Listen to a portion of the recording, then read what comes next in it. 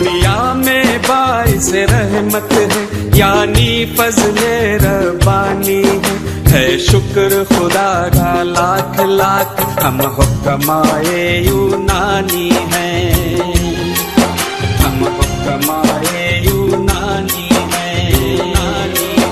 دنیا میں باعث رحمت ہے یعنی فضل ربانی ہے شکر خدا کا لاکھ لاکھ ہم حکمائے یونانی ہیں، ہم حکمائے یونانی ہیں، یونانی ہیں۔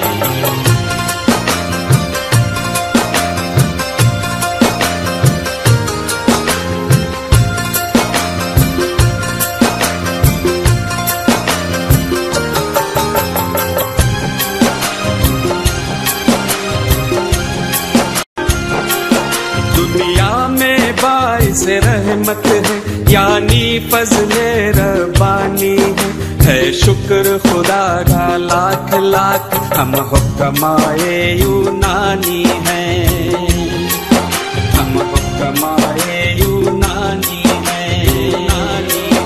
دنیا میں باعث رحمت ہے یعنی فضل ربانی ہے شکر خدا کا لاکھ لاکھ ہم حکمائے یونانی ہیں، ہم حکمائے یونانی ہیں، یونانی ہیں۔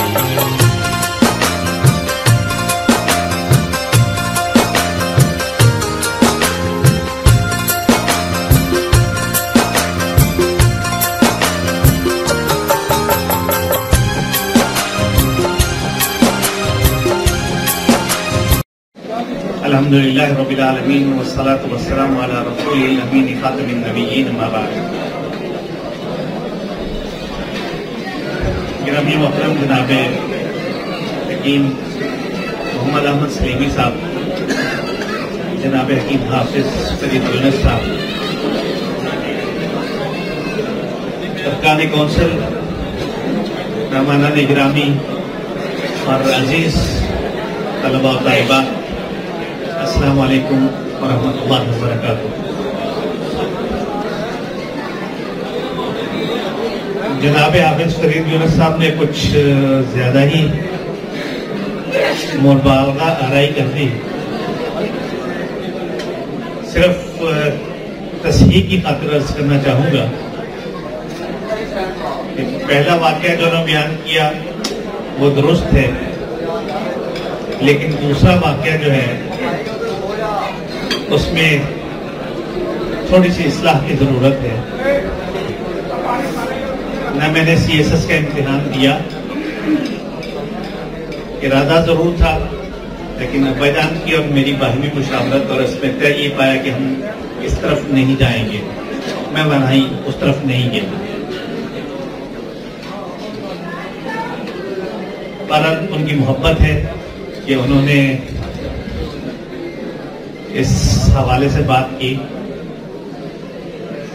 آج کی اس تقریب میں شرکت، جیسا حکیم محمد سلیمی صاحب نے کہا، یقینی طور پر خوشی کا مقام بھی ہے اور رنج و الم کا ایک ناقابل تصور لمحہ بھی۔ ناقابل تصور اس لیے کہہ رہا ہوں کہ بالکل بھی اندازہ نہیں تھا کہ حکیم حافظ محمد یونس علیہ الرحمہ اتنی جلدی ہم سے بچھڑ جائیں۔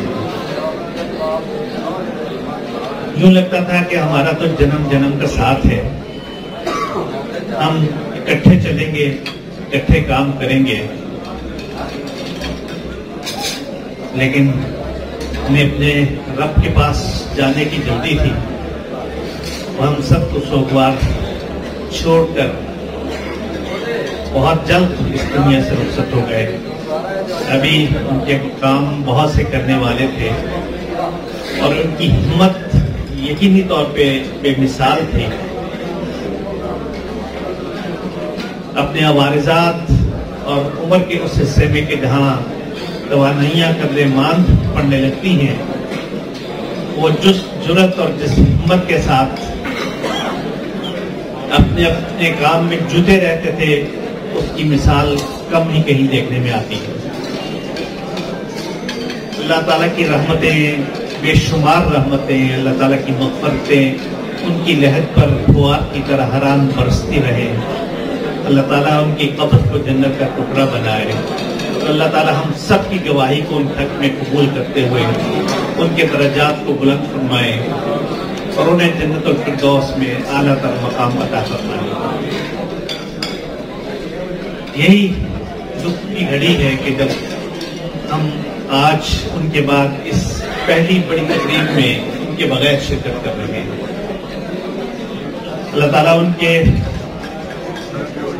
خزاندار جگر کو یہ حوصلہ اور ہمت دے کہ وہ ان کے مشن کو پہلے سے زیادہ تندہی، محنت اور خلوص کے ساتھ آگے بڑھائے. ان کے چھوڑے ہوئے کاموں کو پائے تکمیل تک پہنچائے.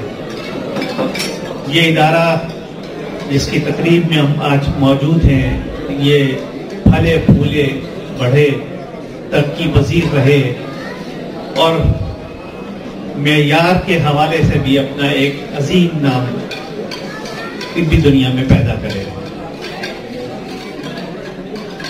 حافظ فرید یونس صاحب بلا شبہ ایک عزم رکھتے ہیں، ولولہ رکھتے ہیں، جذبہ رکھتے ہیں. اللہ تعالیٰ انہیں اخلاص اور خلوص کی دولت کے دلوں میں کام کرتے ہوئے بہت سی کامیابیوں اور کامرانیوں سے سرفراز فرمائے. طبیہ کالجز طب کی نرسری ہوتے ہیں. اس نرسری میں جیسی پنیری پروان چڑھتی ہے، فن کا مستقبل ویسا ہی ہوتا ہے. ہمیں یہ سمجھ لینے میں ذرہ برابر بھی کوئی تأمل نہیں ہونا چاہیے کہ جب ہم اپنے آپ کو اس قابل بنا لیں گے کہ ہم اس فن کے لیے باعث فخر بن جائیں تو ہمارا فن یقینی طور پر باعث فخر ہوگا ہمارے لیے، ہماری آنے والی نسلوں کے لیے. اور اسے قابل فخر صرف اسی صورت میں بنایا جا سکتا ہے جب اس پر ہماری دسترس ہمارے اسلاف کی طرح مضبوط ہو، ان اساتذہ فن کی طرح مضبوط ہو جن کی آج زمانہ گن گاتا ہے. ہمیں یہ سمجھنا چاہیے کہ ہمیں وہ دور واپس لانا ہے جب ہم کسی کے دریوزہ گرد نہیں ہوتے تھے، دنیا ہماری خوشا چین ہوا کرتی تھی. اور یہ خوشا چینی کبھی معیار کے بغیر حاصل نہیں ہوتی، کبھی اپنے آپ کو اہلیت اور قابلیت سے شناسا کیے بغیر نہیں ہوتی. اہلیت اور قابلیت کو اپنے اندر پیدا کیجئے، اپنے اللہ پر اعتماد رکھیے. اور وہ جیسا کہ ایک صاحب نے ارشاد کیا تھا کہ کل وما من دابۃ الا علی اللہ رزقھا، کہ اللہ تعالیٰ نے اس زمین پر کوئی بھی جانور، کوئی بھی رینگنے والا کیڑا مکوڑا بھی پیدا نہیں کیا مگر اللہ نے اس کا رزق اپنے ذمہ لے رکھا ہے. اگر ہم اس اعتقاد اور اس ایمان کے ساتھ آگے بڑھیں گے اور ہم یہ سمجھیں گے کہ اللہ نے جو ہماری مقدر میں لکھا ہے وہ ہر صورت میں مل کر رہنا ہے، یہ ہم پر منحصر ہے کہ ہم اسے جائز طریقے سے حاصل کرتے ہیں یا ناجائز طریقے سے. آپ اپنے آپ کو اپنے فن کے ساتھ مخلص رکھتے ہوئے جدوجہد کریں گے تو انشاءاللہ آپ کو وہ سب کچھ ملے گا جو اللہ تعالیٰ نے آپ کے مقدر میں لکھ رکھا ہے. اور حدیث مبارک میں ہے کہ جف القلم بما انتلا، کہ جو بھی تمہیں ملنے والا ہے وہ لکھ کر قلم خشک ہو چکا. اب اس میں نہ کمی ہو سکتی ہے نہ اضافہ ہو سکتا ہے. نبی کے وسلم نے ارشاد فرمایا تھا کہ رزق انسان کو اسی طرح تلاش کرتا ہے جس طرح اس کی موت اسے تلاش کرتی ہے. اس لیے آپ اس طرف سے بالکل مطمئن ہو جائیے کہ اللہ نے آپ کے مقدر میں جو لکھا ہے وہ آپ کو مل کر رہے گا. اس کے لیے پھر آپ جدوجہد ضرور کیجئے لیکن جائز حوالے سے.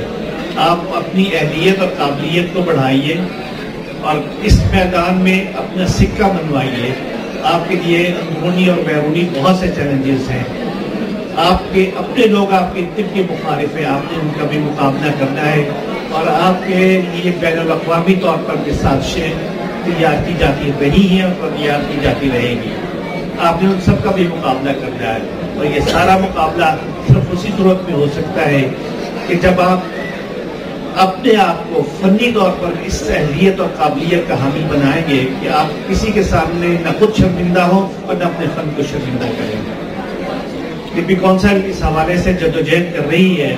امید ہے کہ آنے والے سالوں میں جو کام ادھورے پچھلی کونسل کے رہ گئے تھے انہیں پایہ تکمیل تک پہنچائیں گے, کالجز کے معیار کو آگے بڑھائیں گے اور پھر ان کو وہ ادارے بنا دیں گے کہ جن پر ہم فخر کر سکیں, ہماری آنے والی نسلیں فخر کر سکیں اور جنہیں دیکھ کر دشمنوں کے سینے پر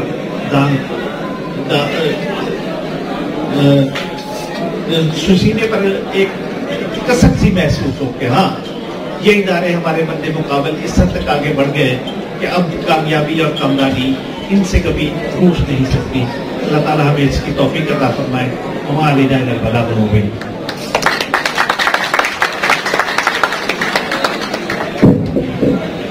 بہت شکریہ.